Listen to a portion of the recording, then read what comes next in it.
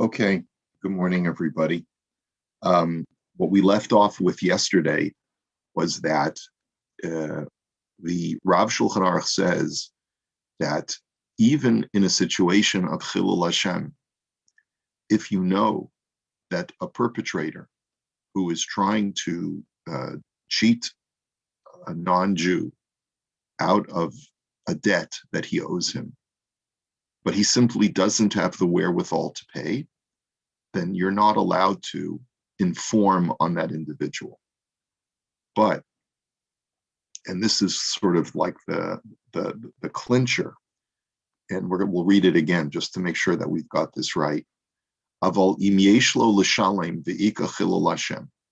But if this person who is a Jew, a fellow Jew in your community, who is trying to get out of paying what he owes, and once this is discovered, it's going to be a terrible chilul Hashem. He is doing some kind of Ponzi scheme or some other kind of financial ruse in order to cheat people out of their investment, or some other kind of debt that he really does owe them, but he's trying to get out of it.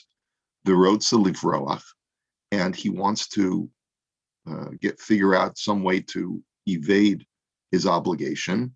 Shari me'ikar hadin legaloto. Then, based on the letter of the law, it is permitted to reveal this either to the authorities or to the non-Jew who was owed the money. You are permitted to reveal this. Now, when he says Shari me'ikar hadin, it is permitted according to the letter of the law. What he's implying is that doesn't mean that in every situation it's a mitzvah to do so. One has to assess and weigh the circumstances involved. But certainly where there's a chilul Hashem involved, and this guy's a Bernie Madoff or whatever the situation is, so then many times not only is it permissible to reveal him, but you have an obligation to reveal him, to spare the public the terrible, terrible crime that this person is trying to perpetrate, to save them from further damage, and to prevent a further chilul Hashem. So that's where we got up to yesterday. And some of you had, or I think Paul raised a question yesterday, but what you do see is that this is a very complicated issue. When you have a Jew or a Jewish entity which is causing a chilul Hashem, then there's no more, all the bets are off as far as Mesira is concerned about informing. And that's really what we're going to be delving into in this whole siman. This first seif of the siman is really just an introduction to the laws of damages. But as you can see, we're quickly getting into one very specific form of damage, which is causing a Jew to have financial loss because of a debt that he has incurred, and you're doing some causative act to expose this Jew's assets to either the authorities or to some private Gentile in order to cause him to lose money. Now, so in many instances, you're not permitted to do that. But in many instances, you are permitted to do that.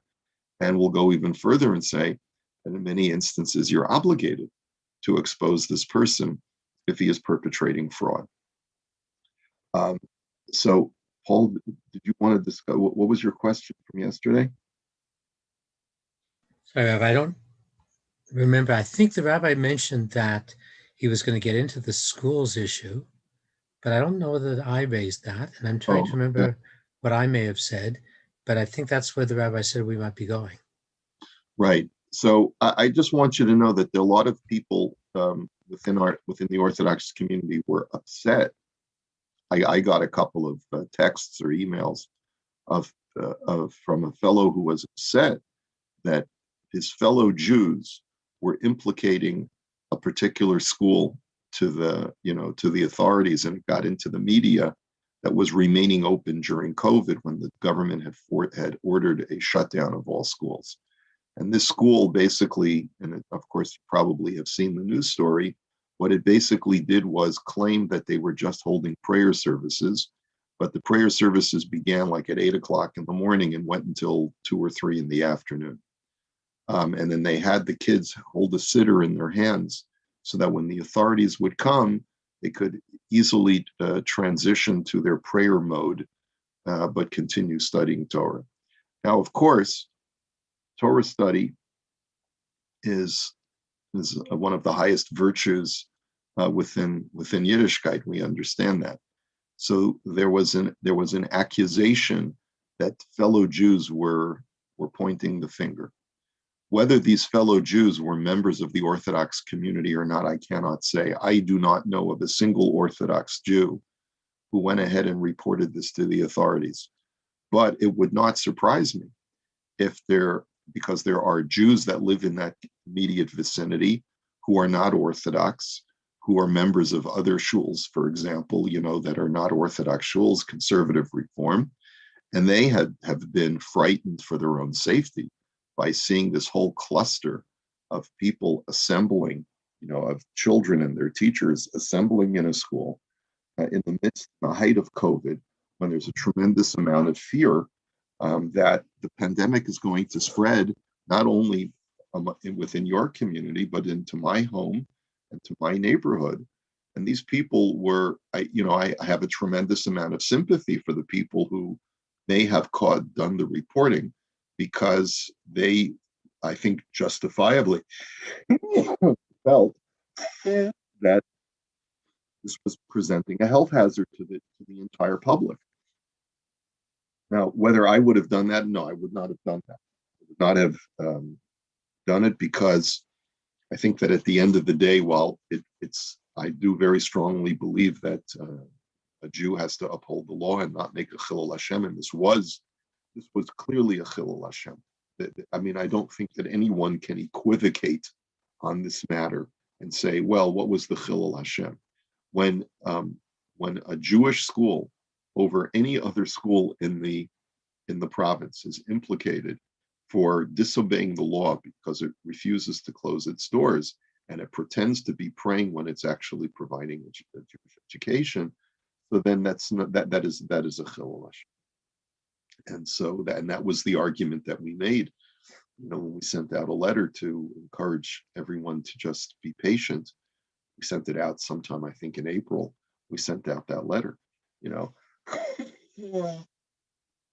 the letter was sent out at the request of a principal of a school who had approached me and said, the rabbis should say something, because if we don't say something, then our school, which is doing the right thing by staying closed, is being made to look like we don't value Talmud Torah, and that's also a chilul Hashem in the other direction.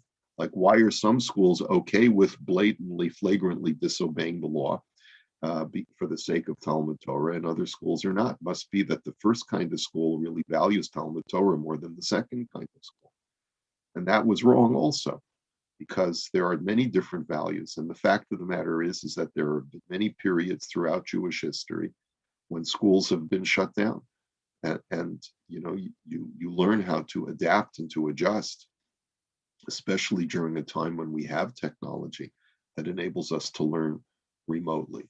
So, okay. So, was it halachically permissible for any of those people to report the school to the authorities? To be honest with you, I don't think that it's a question of halacha. If a person in that neighborhood was really scared for their own safety and for the safety of their community, then I think it was permitted for them. Would I have, was I asked that question? No. Would I have encouraged people to call? No. But at the same time, if you're asking, like he says, Shari Me'ikar Hadin, according to the letter of the law, it would be permitted to report someone who's violating the law and is going to be creating a huge chilul Hashem. Better have it shut down earlier than later, when the chilul Hashem gets even greater. Okay, so next, Shapater Midine Adam. the Rav Shulchan Aruch had said that even in a situation where you can exempt yourself from a human court because all you're doing is a grama, is a causative act, you're still going to be chayev b'dinei shamayim. You're still going to be liable in the eyes of heaven. Ba'af keshapater midin grama, so the Imrei Yaakov says that even in a situation where you can be technically exempt because what you're doing is causative and not direct, hainu la'achar shekvar na'aseh hanezek. But that's only after the damage has already been caused. Post facto, can we sue this guy? No, because it was a grama, it wasn't direct. Aval kodem shenaseh, yecholim based in lakuf al yidei sham tashiyasalik hanezek.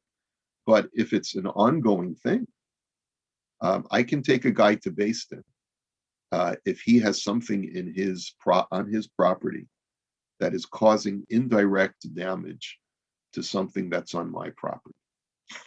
Now, there are things that for which I can sue someone because they are direct. That's why the Gemara talks about the hezek of Eish, that if there's something that's on my property that travels over to another person's property and causes that person's property damage, that's actionable, even post facto. But what if there's something in my neighbor's property that is only causative? So, for example, maybe he's got some kind of chemical on his property that only someone who's extremely hyperallergenic or sensitive to. I'm not sure if that's a good example, but any other kind of causative damage.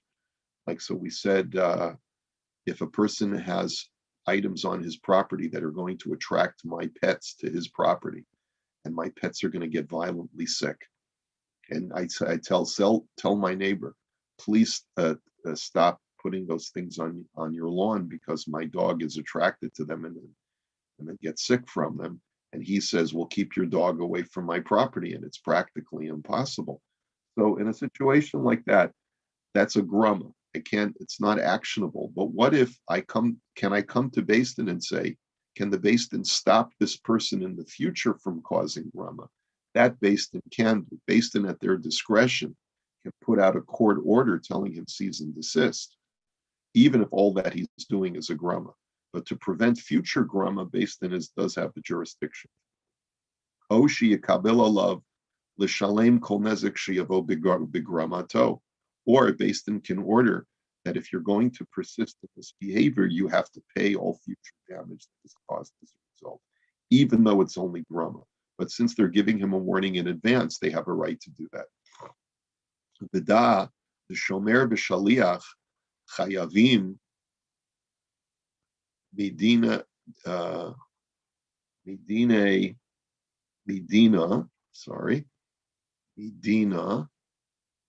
gam al grama b'nezikin bein b'shogeg bein b'mezid. Sorry, that you should know that a shomer or a shaliach, someone who is hired or is asked to do a task for me, and I end up causing damage to the object that I've been entrusted with.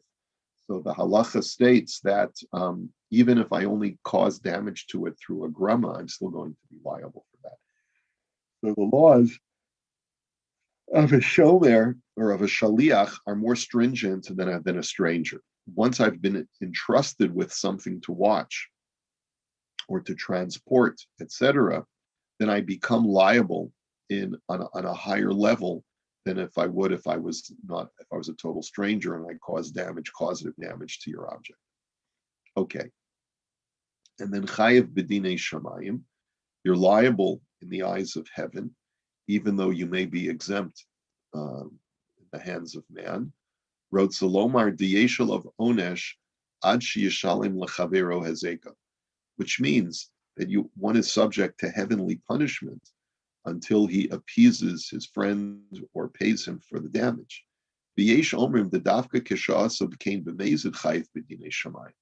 Some are of the opinion that which we say that you're going to be liable in the eyes of heaven is when you deliberately cause the causative damage in such a way where you cannot be sued in a Beis Din because it was only a grama. So you figured out a way how can I cause my friend damage and not be held liable for it in Beis Din? So you come up with some kind of scheme to be able to cheat the system. To buck, you can always do that. There are holes in the in the in the in the damages system, whereby you can figure out probably a few dozen ways to cause injury to your fellow Jew or to cause him financial loss and get away with it. So people always, think to themselves, how is that fair? How come the halacha is not designed to close all of those loopholes?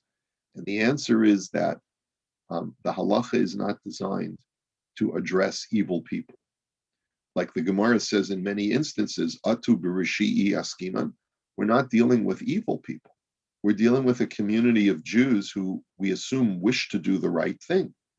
And for a community of Jews who wish to do the right thing, when there's a conflict as to who is liable and who is not liable, here are the halachas.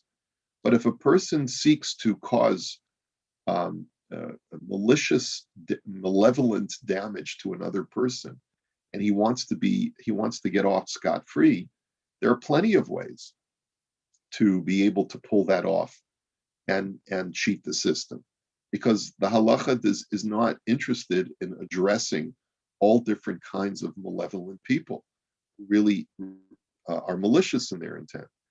So now the question is, when we say that you're going to be chayiv b'dinei shemaim, such a person will still be held liable in a heavenly court. And that's why, by the way, there are many sayings in our literature that talk about don't try to seek vengeance because vengeance belongs to Hashem. In other words, there are plenty of instances where there's inequity and injustice that is allowed to go unprosecuted in this world. And the consolation to the individual is not, well, we'll figure out a way for you to get back to him, to get back at him. No, the consolation is pater b'dinei adam v'chayev b'dinei shamayim, that he's exempt when it comes to being prosecuted in a mortal court, but he'll get his in dinei shamayim when he gets up to shamayim. So there are some who are of the opinion that the only time that you're chayiv b'dinei shamayim is if you acted with malice. But aval b'shogeg patur lagamri. But if you didn't act with malice and you unintentionally caused damage in a causative way, where you're not suable in a Beis Din, so then you don't even have to worry about the heavenly repercussions to you. But of course, it's all going to depend on the circumstances, on the level of negligence. How negligent were you as an individual? Did you forget to have the car taken to a mechanic, and then that's why it malfunctioned and you lost control and it ended up causing damage, but it was only causative and therefore you're off the hook? No, you have to look at every single situation and ask yourself, what could I have done to have averted this damage, even though I didn't set out to cause the damage? But maybe Hashem will still hold me liable to some degree because I should have done something to have averted this. Now,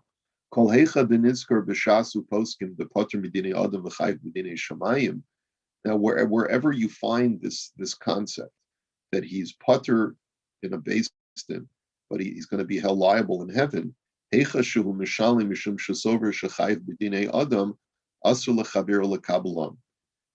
what happens if a person comes along and offers to pay? He offers to pay because he's under a mistaken impression.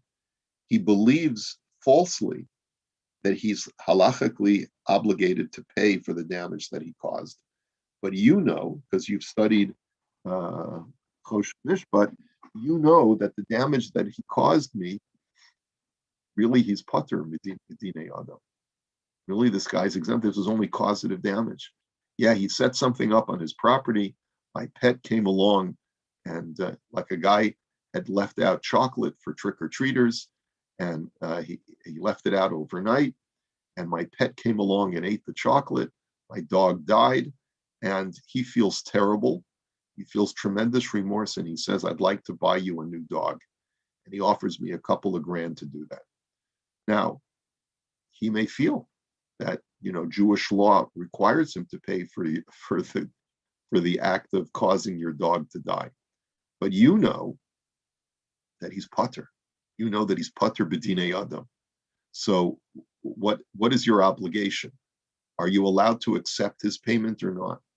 So the halacha is you're not allowed to accept his payment. Va'afilu imachzir lo stama tzarech lahodia lo shehu pater midinei adam.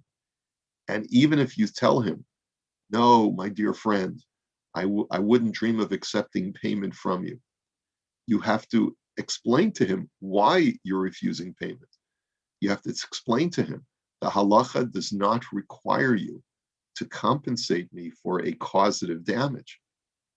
The imlav hachi havi mechila betos.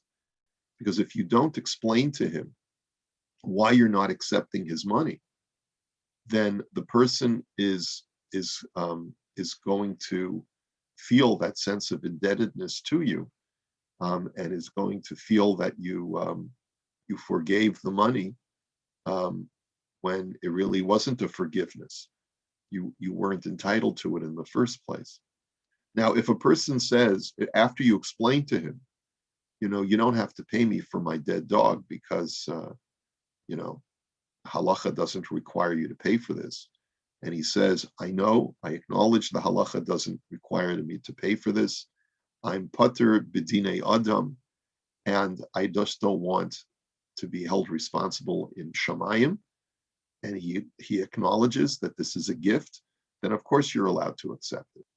But to accept it under false pretenses, or even to tell him you're not accepting it and make him think that he still is obligated, but that you're being the magnanimous forgiver, right? That's not right either. And he says, V'yesh cholkim, there are those who disagree with this, but it certainly stands to reason. Now, this halacha is being quoted by the Pischei Tshuva in Yoredeya Siman Kuf Samach Aleph Sifkat and Gimel. So let's take a quick look at that. I haven't had a chance to look at that yet. Sorry, Rabbi, as you search for that, can I ask a question with respect to, I thought there's a concept that you don't want to go to Shemaim at 120 owing anyone money, because the cost of dealing with that in the world to come is greater than having to go debt-free or without responsibility when you pass on. So are you better off to try and make good even though you're not obligated, because it's less painful effectively to make good now than later? Yeah, it might be. Let's take a quick look.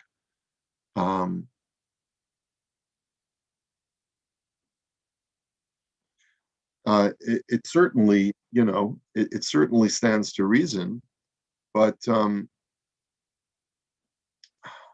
mean, what if the guy doesn't want to accept it from you? And what if you offer to pay, but you offer to pay under false pretenses, where you make it seem like you're obligated to pay? Then that you can't do either, because you're giving the guy a false impression. So I think what we're learning from this halacha is that disclosure is of paramount importance.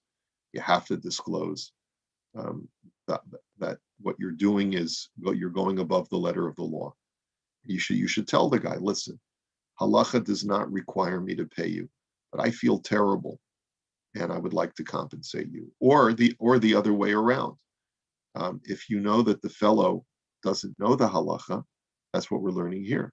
If you know the guy doesn't know the halacha and he wants to pay you, so you shouldn't just say, okay, I'll accept it. You have to let him know. Please, sir, understand that the halacha does not require you to pay, but if you want to clear your conscience and come stand before heaven with with innocence and you want to pay, I'm more than happy to accept it from you. But you have to just give this disclosure. Now, in this particular section of Shulchan Aruch, this is in Yoreh De'ah and the laws of Ribis, and there is a halacha called avak ribis, which we'll learn about later on. Avak ribis means that it's not what the word ribis means, making a payment with interest on a debt, which the Torah prohibits. If a Jew is not allowed to charge interest, and a Jew is not allowed to pay interest on a debt. So, what happens if it's only avak ribis? What happens if it's not technically ribis, but the debtor causes the creditor to benefit in some subtle way that's not directly related to the loan? So that's called avak ribis. It's called a sort of the dust of ribis. It's not real interest. And therefore, if it was already given, b'di'eved, we don't require the creditor to return it to the debtor. But there's a question of, if you want to fulfill your heavenly obligation, you don't want it to go up to heaven with having money that was put in your pocket through avak ribis. And therefore, to fulfill your heavenly obligation, you should return the avak ribis. So here, the Pischei Tshuva writes, he quotes the Sefer Beis Yaakov, that in all of these laws that are mentioned by Shas and Poskim, the Pater B'dinei Adam, the Chayiv Latzeis Yedei Shamayim, Heicha Shehu Mishalem Mishum Shesover Shechayiv B'dinei Adam, Ve'eno Choshesh Latzeis Yedei Shamayim. If a person thinks that he's obligated to pay by law, and he's not concerned about the heavenly repercussions, Va'omer B'feirosh Shemishalem Mishum Zeh Shesover Shechayiv B'dinei Adam, and the whole reason why he's paying is because, and he makes this clear, he says, I want to give you the money because the halacha requires me to pay you. And if I don't volunteer this, we're going to have to go to court and I'll lose. So asur lechavir lekablam, then in that situation, the other party is not allowed to accept the funds until he first discloses that you're wrong about what the law says. And you can't just give him back the money and give him the impression that you're being magnanimous. You have to make sure that he understands. Listen, if you want to take the money back, I want to give you the money back because you're not halachically liable in this case. You're only chayiv b'dinei shamayim. If you want to give me the money because you want to clear your conscience before God, that's one thing. But if you're not concerned about that, you're just concerned about the legal repercussions to you, I assure you there are no legal repercussions against you. Okay? So that's really pretty much, I thought there was going to be a whole case here because the Pischei Tshuva quite often quotes case history, but that's not the case over here. Okay. All right. So let me wish you all, yes, anything else? No, I was just going to say, it sounds kind of similar to when we say that you're not allowed to add to Torah law. And when the rabbis put rabbinic fences on things, they make it clear that they've done that so that you don't think that it's an addition. So it's clarity and disclosure. Mm-hmm. Correct. Okay, sorry. Didn't mean to interrupt the goodbyes, but I just, that came to mind as we spoke it out. Gentlemen, I'm not sure what we're going to do for Monday because we've moved the time for davening to 7:15 with brachos, and they need to set up the Zoom for that. So I'm thinking that I may send a different link for Monday, or I'll figure out something, and we'll work out a system. But in the meantime, because Sunday is Tisha B'Av, I'll hope to have a solution for you by Sunday, sometime over Tisha B'Av. If you don't hear from me on Sunday, it means that we're not learning on Monday, and we'll push it off till Tuesday instead. Okay? Okay, so have a good Shabbos, a meaningful Shabbat Chazon,